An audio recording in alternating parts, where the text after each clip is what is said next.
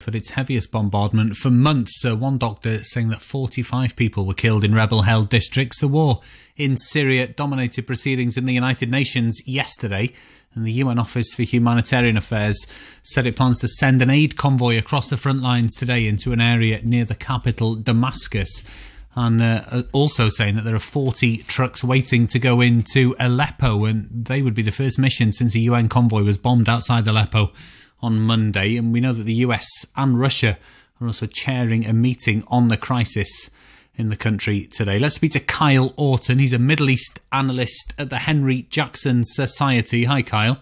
Hello. We know that trucks are waiting to go into Aleppo. We know that there's supposedly a ceasefire, but it seems that is over now, doesn't it? Yes, it was finished on Monday after the airstrikes. And convoy. Sorry, yeah. And what are the implications going forward now? Because I was just hearing a chap from UNICEF talking at the UN saying that there are trucks ready to go into Aleppo. What are the chances of getting those in? They seem very unlikely. There's just been a delivery to Mardamia in the south, and apparently there's going to be further deliveries to some Damascus suburbs and to an area in Idlib that's besieged by insurgent forces. But the chances of going back into Aleppo, they seem quite slim if Russia's prepared to so blatantly attack them. Well, yeah, we know that Russia and the US are holding talks today. Who's got the whip hand in these negotiations? Who's in the stronger position? It's undoubtedly Russia. They have driven this proceeding from the beginning because when it started in late 2015, they'd intervened and changed the balance on the ground, and so they were able to change the whole process from one about how Assad goes to how Assad stays. And since then, I mean, it's obvious now, they bombed this convoy on Monday, violating a ceasefire they'd agreed to, and then it's the US Secretary of State that goes back begging and says, how can we get this back online? And the Russians may yet refuse in that, and if they don't, it will be only because they think the ceasefire is the best way of securing Assad in power. Yeah, Russia deny, of course, don't they, bombing that convoy on Monday, but... They deny it now. Initially, they said it was because there was a rebel fighter with a mortar near the convoy. They have also, though, since then said that it spontaneously caught fire and that it was jihadists that attacked it. So their story hasn't quite come straight yet. Yeah, you say that Russia's intention is to keep Assad there now.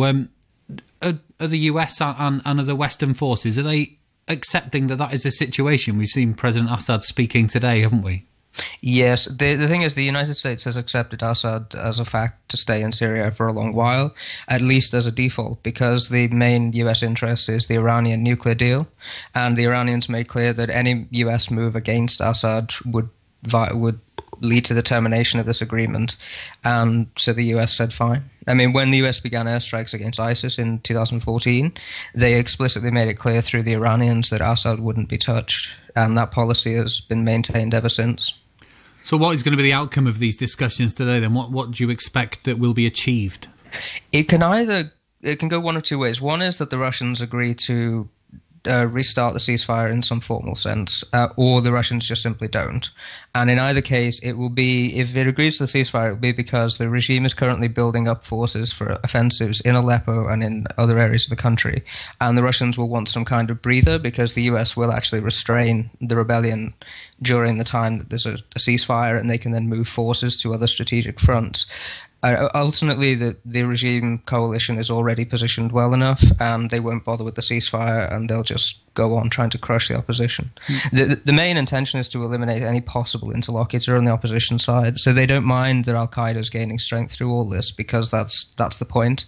Once you only have Al-Qaeda on the other side, you can then say, well, whatever you think of Assad, you have to keep him.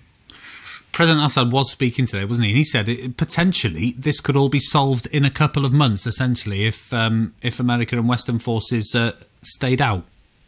Yes, he's been saying this for a long while. I mean, it's also true that had the Iranians and Russians not intervened, his regime would have been finished a long time ago. So it can go both ways. Yeah. Kyle, thanks for your time this afternoon. That's Kyle Orton. He's a Middle East analyst at the Henry Jackson Society.